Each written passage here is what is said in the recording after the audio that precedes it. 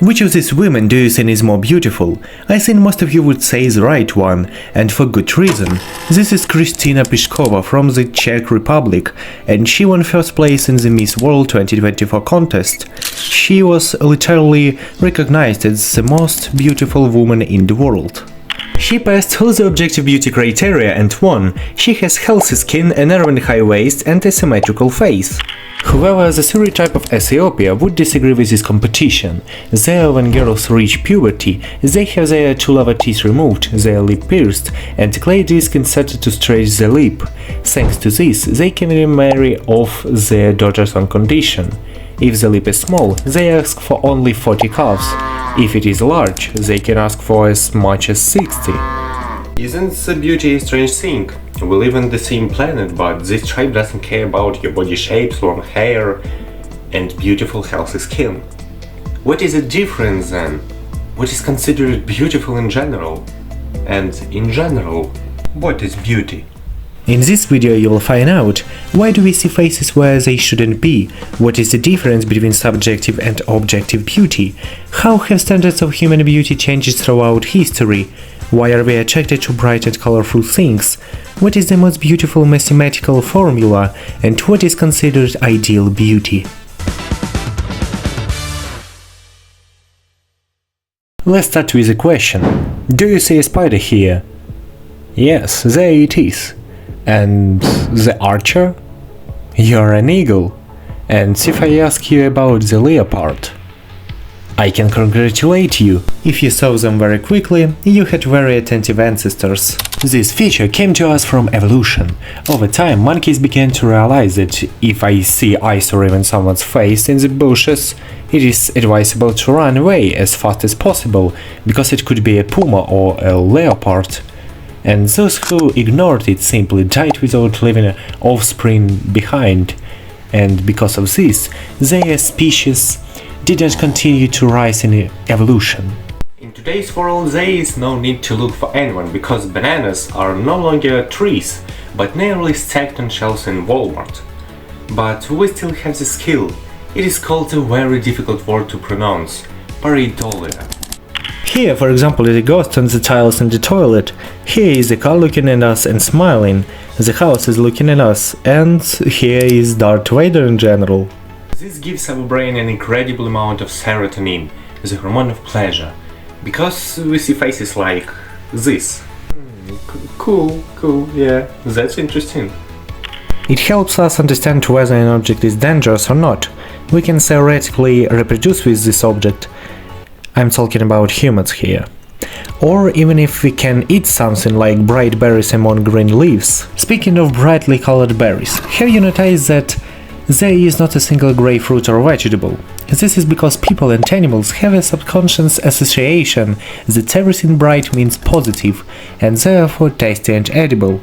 This is why flowers attract butterflies and bees to pollinate them and collect nectar. And fruits and vegetables have grains on their fruits that are deliberately tasteless, so that they are not eaten. Thanks to all this, plants reproduce. Also, for example, we associate tolerant fruits with juiciness and pronounced flavor, for example, apples or strawberries. However, if you see a green and red apple, it will all depend on your taste. And the beauty of the two fruits for you depends on your taste. This is called subjective beauty. So, what is the difference between objective and subjective? To put it simply, subjective beauty is the understanding of beauty by each of us. For example, if we take Jacob and Michael, Jacob likes athletic girls with a mom figure from any Pixar cartoon, and Michael likes skinny girls with small shapes. Jacob likes brunettes, and Michael likes blondes, and so on. But objective standards of beauty are generally accepted, and they have changed in every era. And now with every new trend on Instagram and similar social networks, they are changing. And what were the standards of beauty in general for different peoples in different eras? For men it's all about scars and muscles, but for women it's more complicated. Ancient Egyptians loved slender, dark-skinned women with high waist and narrow shoulders. In ancient Greece, on the contrary, fat women with pale skin were favored because it was a sign that the woman was not poor. In China during the Han Dynasty, slender, high-waisted, large-eyed, pale girls were valued. They also valued small feet because it means that a woman had not yet given birth. The feet often swelled up after childbirth. During the Renaissance, they returned to ancient times and did the same with beauty. Curvy women with large breasts were valued again. Back then, it was entirely considered a compliment that a woman was overweight, because it means that she was rich enough to eat a lot. In the 1920s, girls with a boyish physique and short hair were valued. In the 50s, girls who looked like the main sex symbol Marilyn Monroe were valued. In the 80s, fitness was widespread and slender girls with narrow shoulders and large buttocks were valued. And now we have large breasts, a slender figure and a big butt. And here is a statue of Venus, which is 30,000 years old. As you can see, back then people loved giant breasts and big buns. All the standards of beauty were different, but they had one thing in common: symmetry. I made a separate video about symmetry itself, literally the past, here it is. Or you can follow the link in the description to watch it. It's a very interesting topic, but today we are talking about beauty, so... Symmetry affects the perception of beauty because our brain analyzes people's appearance in just a tenth of a second, and the symmetrical face is easier for our brain to perceive than a face that has some kind of error.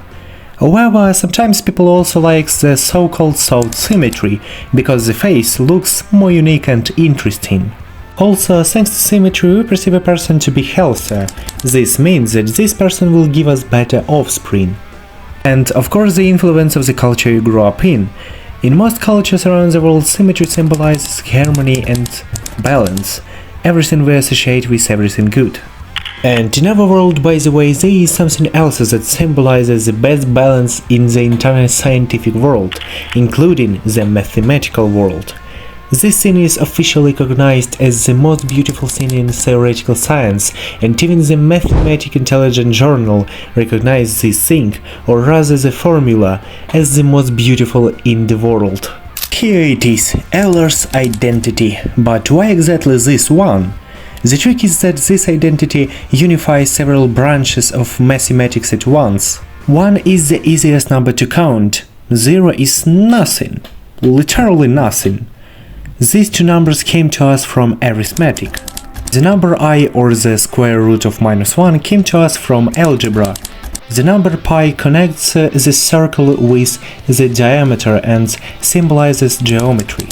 And the number e symbolizes all growth graphs, for example the GDP growth of a country or the growth of subscribers on MrBeast channel. This is mathematical analysis. It also includes its exponentiation, multiplication and addition. This is literally everything, and the paradox is that everything is equal to nothing. This probably doesn't mean anything to you, but for mathematicians, this intersection of the four most common sections of mathematics in one formula is like watching a video like this, where there is a perfectionist paradise, where everything fits everything. You might get the impression that this video is a mishmash of everything at once. However, it is precisely because of this that I will be able to explain the phenomenon of beauty. Whether you like it or not, beauty is something that has no law to exist. It's just a collection of different moments when our brains receive serotonin because we like something and we associate it with something pleasant and high.